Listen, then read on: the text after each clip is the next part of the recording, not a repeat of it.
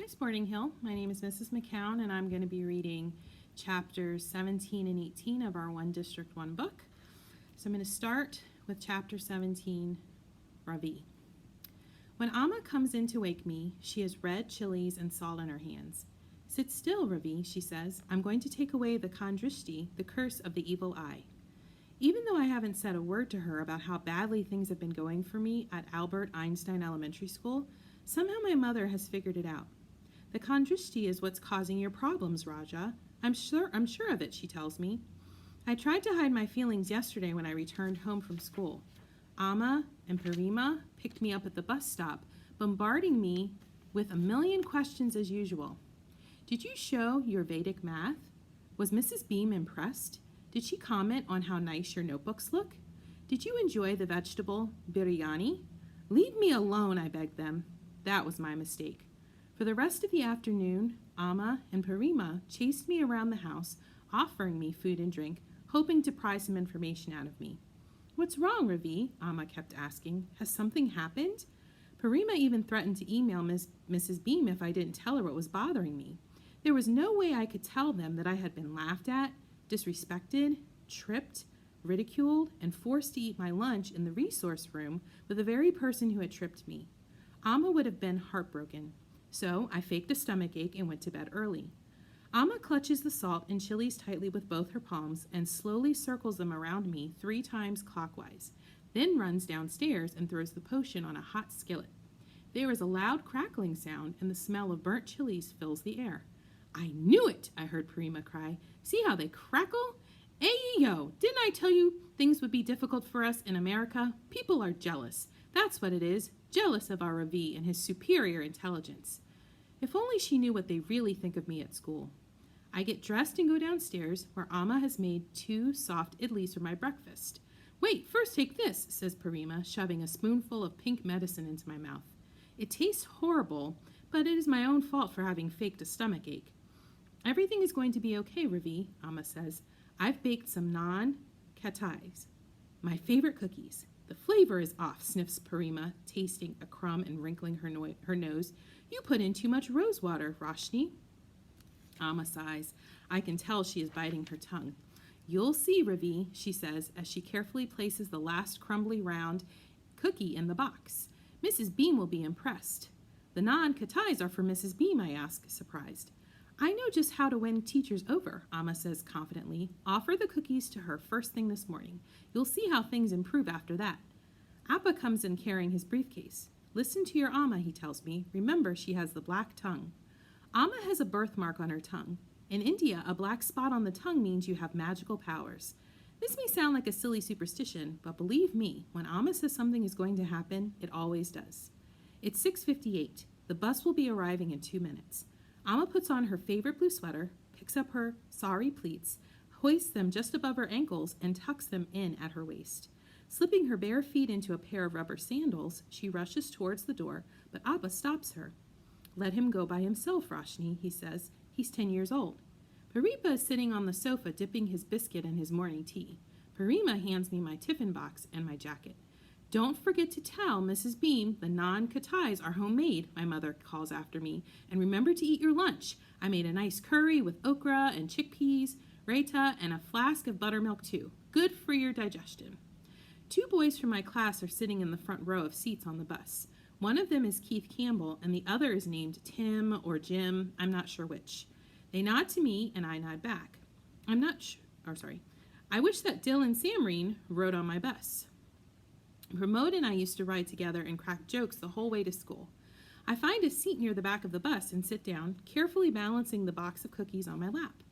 All the way to school, I stare out of the window, wondering if my mother can be right. Will the khandrishti healing and the homemade naan khatais help to turn things around for me? When we arrive at Albert Einstein Elementary School, I look up at the American flag flying on top of the silver pole. I think about my own flag with its blue spinning wheel at the center. Each of the 24 spokes represents a virtue. Mrs. Arun had a list of them written on her wall, and she made us memorize them in order. I think about number 2 on the list, courage, number 13, righteousness, and number 14, justice. Be proud of who you are, I hear Parima's voice say in my head. Remember where you come from.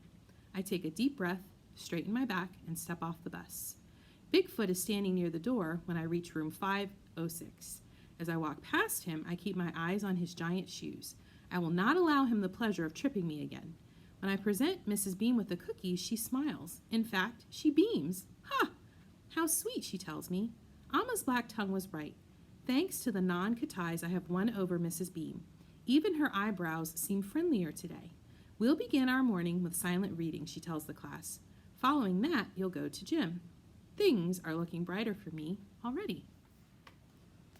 Hi, Sporting Hill again. It's Mrs. McCown ready to read chapter 18 of our book. So it's called Joe. When I was a little kid, if I fell down and skinned my knee, my mom would kiss it to make it better. I thought it was magic, but I'm not a little kid and I don't believe in magic anymore. I decide to let my mom drive me to school, but we don't talk. At least, I don't. Dad won't be getting in until late tonight, she tells me. You won't see him till tomorrow morning. I'm not in any hurry. Not that I don't miss my dad when he's on the road. I do. Sometimes we watch sports together and act like guys, burping and scratching and stuff, but it's been a while since we did that. Mom still hasn't said anything, but I'm positive I'm right about the reason he's coming home early. I know the drill. She's going to make us have a family meeting.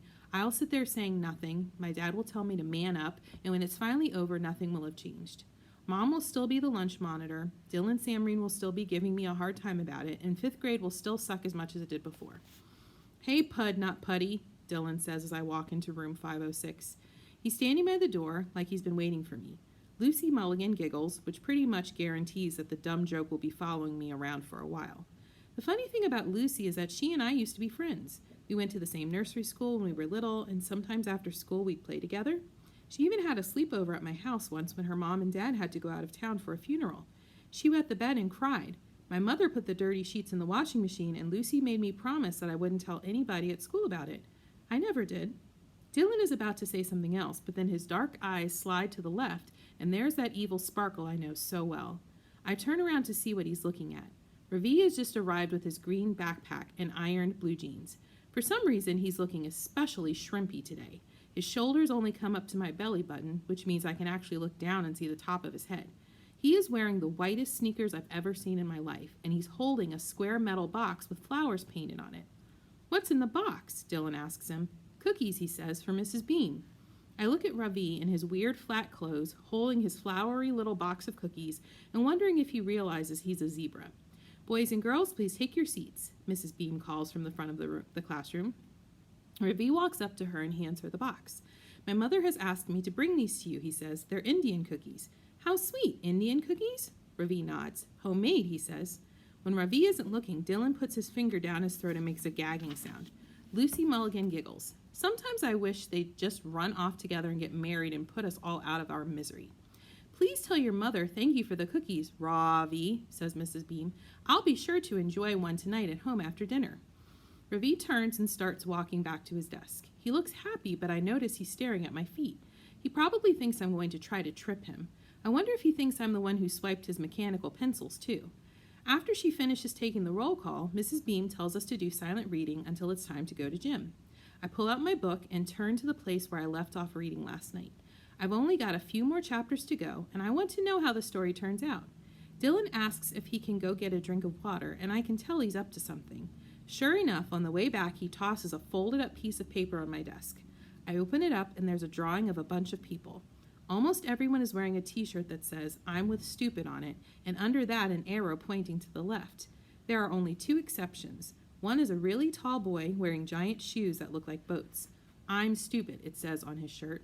Next to him is a woman in a striped apron holding a dirty diaper with a bunch of flies buzzing around it. Her shirt says, I'm stupid's mommy. Another day off to another sucky start.